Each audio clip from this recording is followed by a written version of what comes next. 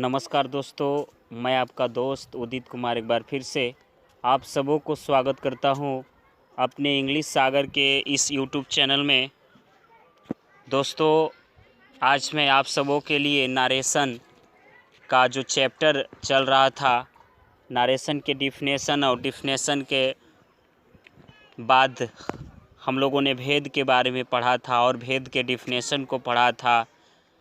आज उसी को आगे बढ़ाते हैं और समझते हैं कि आखिर नारेशन का कितने टर्म्स होते हैं और कौन कौन होते हैं। आज इस पे विचार करेंगे। तो आप यदि मेरे वीडियो को देख रहे हैं तो आप ध्यान से देखिएगा और समझने का प्रयास कीजिएगा। यदि ध्यान से देखिएगा तो मुझे विश्वास है कि आपको 100% समझ में आएगा। तो चलिए शुरू करते हैं समझना। यहाँ पर आपको कहता है there are 3 terms to change the direct to indirect narration. यानी देयर आर 3 होते हैं terms to change the direct to indirect, यानी डायरेक्ट नारेशन से इनडायरेक्ट नारेशन में बदलते हैं। जो उसका 3 टर्म होता है, यानी 3 गो नियम होता है। पहला होता है वो आपको होता है चेंज ऑफ पर्सन। सबसे पहले नारेशन में हम लोग पढ़ते हैं वो चेंज ऑफ पर्सन पढ़ते हैं, यानी पर्सन को बदलते हैं। ठीक है। उसके बाद होता है दूसरा चेंज ऑफ टेंस। तीसरा होता है change of some other part of speech. तो पहला हम लोगों को आज पढ़ना है यानी चेंज ऑफ पर्सन। तो यहाँ पे पर्सन को समझने के पहले यदि आप मेरे पर्सन वाले वीडियो देखे हैं, तो अगर ना भी देखे हैं तो आप जाकर के पहले पर्सन वाले वीडियो को देखिएगा। और सबसे पहले जान लेना ये ज़रूरी होगा कि कौन फर्स्ट पर्सन होता है, कौन सेकंड पर्सन होता है और कौन थर्ड पर्सन होता है। तो चलिए कुछ डिटेल्स हम यहाँ पे दे देते हैं। आई, वी और आई के जितने रूप होते हैं वो सारे, और वी के जितने रूप होते हैं वो सारे फर्स्ट पर्सन होते हैं। जैसे आई, मी, माई, ये फर्स्ट पर्सन है। वी, अस, आवर, यानी आई पहला, मी दूसरा और माई तीसरा। वी पहला, अस दूसरा और आवर तीसरा। ये सारे रूपों को आपको याद करना पड़ेगा। तो ये फर्स्ट पर्सन हो गया। और यू, योर, ये सेकंड पर्सन है। तो यू भी पहला और यू भी दूसरा और योर तीसरा, याद आपको रखना होगा। यदि सब्जेक्ट का काम करता है तो पहला रूप में है, और यदि ऑब्जेक्ट का काम करता है तो दूसरा रूप में है। यू ही एक केवल सेकंड पर्सन है। ठीक है। अब थर्ड पर्सन में आ जाता है ही, सी, इट और नेम, और फिर दे हो गया। तो ही, हिम, हिज, सी, हर, हर। ध्यान दीजिएगा, यहाँ पे हम जो कह रहे हैं पहला, दूसरा, तीसरा। उसके बाद हो गया दे, देम, दियर, और उसके बाद नाम। इन सारे को हम थर्ड पर्सन के अंतर्गत रखते हैं। तो आपको समझ में आ गया होगा पर्सन के बारे में। तो आज इसी के बारे में पढ़ना है, चेंज ऑफ पर्सन। इसके बाद हम आएंगे आपके चेंज ऑफ टेंस में। तो चलिए आगे वीडियो को बढ़ाते हैं। अब चेंज ऑफ पर्सन को समझते हैं। यहाँ पे पहला जो आपका टर्म है यानी चेंज ऑफ पर्सन, तो इसमें आपका रूल है एक में फर्स्ट पर्सन सब्जेक्ट के अनुसार। एक बात आप ध्यान में रखिए कि नारेशन में जो इन्वर्टेड कॉमा के अंदर वाला वाक होता है उसको बोलते हैं रिपोर्टेड स्पीच। शॉर्ट में उसको आरएस का वाक भी कहते हैं। और जो इन्वर्टेड कॉमा के बाहर वाला जो वाक होता है उसको बोलते हैं रिपोर्टिंग स्पीच। याद रखिएगा। और रिपोर्टिंग स्पीच में जो वर्ब का काम करता है उसको रिपोर्टिंग वर्ब बोलते हैं। जो सब्जेक्ट का काम करता है और रिपोर्टिंग सब्जेक्ट कहते हैं। और जो ऑब्जेक्ट के रूप में आता है उसको रिपोर्टिंग ऑब्जेक्ट कहते हैं। अब आइए रिपोर्टेड स्पीच। तो रिपोर्टेड स्पीच में जो सब्जेक्ट रहता है उसको बोलते हैं सब्जेक्ट ऑफ रिपोर्टेड स्पीच। और जो वर्ब होता है उसको बोलते हैं वर्ब ऑफ रिपोर्टेड स्पीच। और जो ऑब्जेक्ट होता है उसको बोलते हैं object of reported speech. A inverted comma के अंदर वाले की बात कर रहे हैं। तो यहाँ पे है यदि आपका आरएस के वाक्य में, ध्यान से दीजिएगा, यदि आपको आरएस के वाक्य में फर्स्ट पर्सन आ जाए तो उसको रिपोर्टिंग सब्जेक्ट के अनुसार बदलते हैं, और यदि आरएस के वाक्य में सेकंड पर्सन आ जाए तो उसको रिपोर्टिंग ऑब्जेक्ट के अनुसार बदलते हैं, और यदि थर्ड पर्सन आ जाए तो उसमें कोई परिवर्तन नहीं करते हैं। लेकिन कभी कभी ऐसा होता है कि आरएस के वाक्य में सेकंड पर्सन आ जाए और रिपोर्टिंग ऑब्जेक्ट ना रहे, तो उस स्थिति में क्या करेंगे? तो यदि आपको आरएस के वाक्य में सेकंड पर्सन आ जाए और रिपोर्टिंग ऑब्जेक्ट ना रहे तो अपने तरफ से रिपोर्टिंग ऑब्जेक्ट मी लिखकर उसे उसके अनुसार बदल सकते हैं, या फिर सब्जेक्ट के अनुसार बदल सकते हैं। इसमें कोई दिक्कत नहीं है। तो इतना समझ में आ गया होगा। फर्स्ट पर्सन रिपोर्टिंग सब्जेक्ट के अनुसार बदलता है और सेकंड पर्सन रिपोर्टिंग ऑब्जेक्ट के अनुसार बदलता है, और थर्ड पर्सन आ जाएगा तो उसमें कोई परिवर्तन नहीं करेंगे। इतना तो आपको समझ में आ गया होगा। अब आगे चलते हैं, और एक बात और याद रखिए, यदि कॉमा इन्वर्टेड कॉमा रहे, ये तो अक्सर रहेगा, तो उसको कॉमा इन्वर्टेड कॉमा को हटा करके हम वहाँ पे दैट लिखते हैं। ठीक है, अब चलते हैं आगे। यहाँ पे एग्जाम्पल से आपको पूरा क्लियर समझ में आएगा। ध्यान से देखिएगा इसको।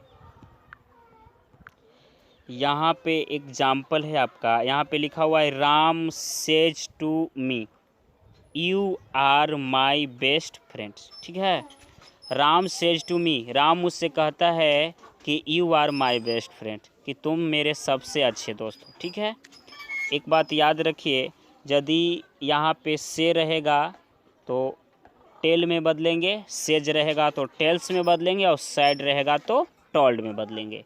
एक पॉइंट और ये बात है कि यदि से और सेज रहे तो केवल पर्सन बदलता है, लेकिन यही से सेज के जगह अगर सैड रहे तो उसमें पर्सन और टेंस दोनों बदलता है। ये मुख्य पॉइंट है, याद रखना होगा।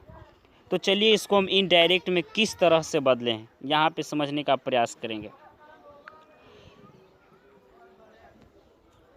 यहाँ आप समझिए थोड़ा, ये जो मैं बताया कि you are my best friends, तो you are my best friends, ये जो इन्वर्टेड कॉमा के अंदर वाला वाक हो गया, तो इसको हम बोलेंगे रिपोर्टेड स्पीच, शॉर्ट में कहेंगे आरएस के वाक।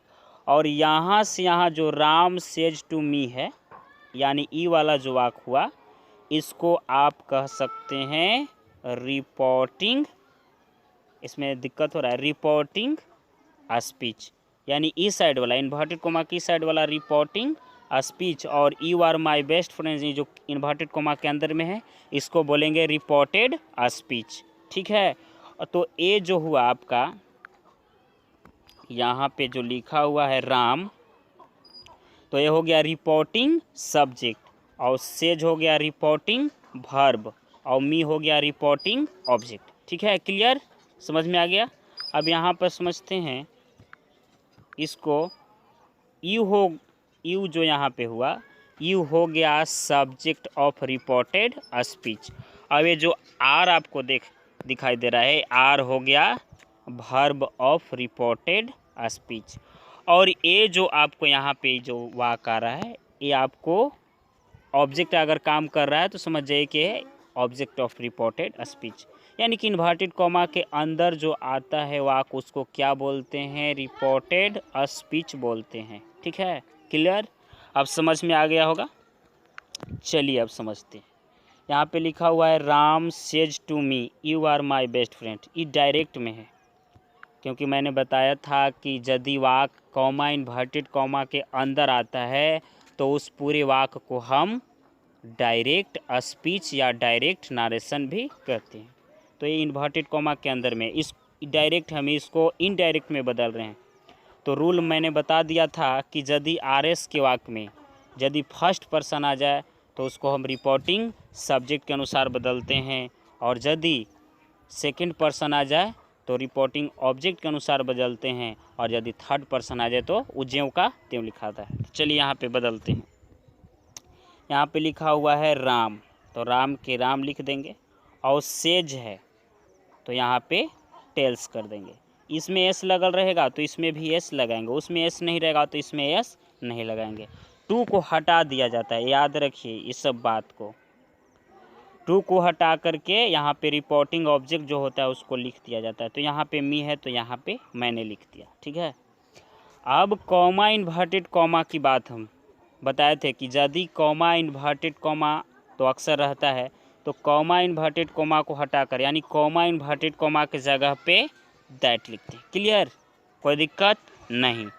अब यहाँ पे आया यू, ध्यान रहे यू, यू पहला रूप में है, सब्जेक्ट का काम कर रहा है। यू कौन पर्सन है, तो यू आपका सेकेंड पर्सन है। तो सेकेंड पर्सन किसके अनुसार बदलता है, तो ऑब्जेक्ट के अनुसार बदलता है। तो ऑब्जेक्ट यहाँ पर आपका क्या है, मी। यहाँ पर ध्यान देना है यू, तो यू पहला रूप में है और मी दूसरा रूप में है। तो मी के पहला क्या होगा, आई, इसलिए यहाँ पर यू के जगह पर आई हो गया। तो सेकेंड पर्सन ऑब्जेक्ट के अनुसार यानी मी के अनुसार, क्योंकि रिपोर्टिंग ऑब्जेक्ट कौन है, मी है। तो मी दूसरा में है, यू पहला में है। तो जौन फॉर्म में यहाँ पे रहेगा उसी फॉर्म में हम इसको लिखेंगे। तो ये पहला फॉर्म में है, इसलिए मी को भी हम पहला फॉर्म में करेंगे तो आई हो जाएगा, क्योंकि मैंने बताया था कि आई पहला रूप में होता है, मी दूसरा में होता है और माई तीसरा में होता है। तो यू का यहाँ पे रिपोर्टिंग ऑब्जेक्ट के अनुसार यहाँ पे मी आई हो जाएगा। और यू के चलते आर था, तो यू के चलते आर था, लेकिन यहाँ पे अब आ गया सब्जेक्ट क्या, आई। तो आई क्या लेता है, आई एम लेता है, इसलिए मैंने यहाँ पे एम लिखा, ठीक है। क्लियर। उसके बाद माई है, तो माई कौन पर्सन, क्योंकि आई तो आई फर्स्ट पर्सन, तो आई का ही तीसरा रूप माई है, ठीक है। तो ए भी फर्स्ट पर्सन है, तो ये किसके अनुसार बदलेगा, तो सब्जेक्ट के अनुसार बदलेगा। तो सब्जेक्ट यहाँ क्या है, तो सब्जेक्ट आपका यहाँ पे सब्जेक्ट आपका रिपोर्टिंग राम है, तो माई राम के अनुसार बदलेगा। तो लड़का रहेगा तो ही होता है, तो ही हो जाएगा, यहाँ पे क्या होगा, ही। तो ही के तीसरा कीजिए तो ही, हिम, हिज, तो यहाँ पर इसलिए हिज हो गया। माई के क्या होगा, हिज, क्योंकि फर्स्ट पर्सन है, तो फर्स्ट पर्सन सब्जेक्ट के अनुसार, तो सब्जेक्ट राम है, तो राम क्या है, लड़का, तो लड़का के लिए ही और लड़की के लिए सी, तो ही का तीसरा क्या होगा, हिज। और बाकी वेस्ट है तो बेस्ट, और फ्रेंड्स है तो फ्रेंड्स, और लास्ट में हो जाएगा फुल स्टॉप। क्लियर, समझ में आ गया होगा। इस तरह से चेंज ऑफ पर्सन पढ़ते हैं। पहला टर्म है चेंज ऑफ पर्सन, समझ में आ गया होगा। आज मैं इस वीडियो में आज नारेशन का डायरेक्ट से इनडायरेक्ट बनाने का जो पहला टर्म हम पढ़ रहे हैं, इस पे ध्यान देने वाली बात है। इसके बाद हम एक से एक आपके पास डायरेक्ट से इनडायरेक्ट में बनाने का जो नियम होता है उन सारी चीज़ों को सिखाएंगे बारी बारी करके। तो आप वीडियो देखते रहिएगा और बनल रहिएगा हमारे चैनल पर, और एक के बाद एक आपको एक्सप्लेन करके डायरेक्ट से इनडायरेक्ट में बदल करके सिखाया जाएगा और रूल नियम को आसानी ढंग से बताने का प्रयास किया जाएगा। तो चलिए आज के लिए इतना ही। यदि मेरे वीडियो आपको पसंद आया है तो इस वीडियो को लाइक कीजिएगा, और यदि चैनल अभी तक सब्सक्राइब नहीं किए हैं तो चैनल को सब्सक्राइब कीजिएगा, बेल आइकन को दबा करके और ऑल में दबा दीजिएगा, ताकि कोई भी हमारा वीडियो डाला है तो आपको सारे नोटिफिकेशन आपके पास पहुंचता रहे। और आज के लिए इतना ही, दैट्स सो थैंक्स। अब हम मिलेंगे अगले वीडियो में, अब दीजिए इजाज़त। जय हिंद, जय भारत।